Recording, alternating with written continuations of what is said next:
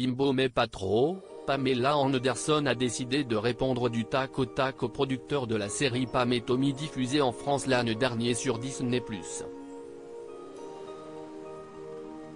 Refusant d'être une fois encore la proie des ragoteurs, la star d'Alerte à Malibu a confié ses archives personnelles au réalisateur Ryan White pour rétablir la vérité sur sa carrière et sa vie privée.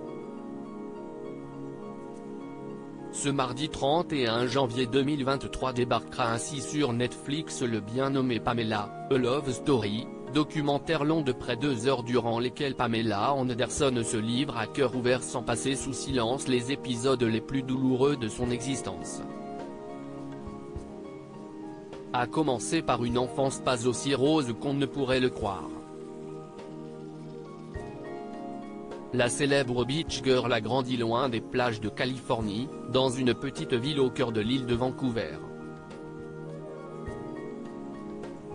Un décor idyllique qui a servi de cadre à une tragédie familiale dont Pamela Anderson porte encore les stigmates. La future star a vu le jour dans un milieu modeste. Ses parents, encore fougueux, entretenaient une relation hors du commun, mêlée de passion et de violence. Mon père buvait beaucoup, il se disputait souvent, s'insultait, confie la star dans le documentaire. Pamela Anderson se souvient ainsi d'avoir vu Barry, son géniteur, arracher violemment l'aspirateur utilisé par sa mère alors qu'il regardait la télévision. Pourquoi pas d'aspirateur quand il y a un match de hockey?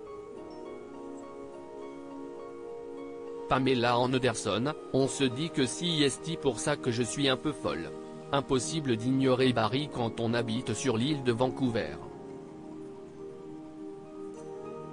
Le bad boy de Lady Smith se traîne une réputation d'arnaqueur, selon sa fille.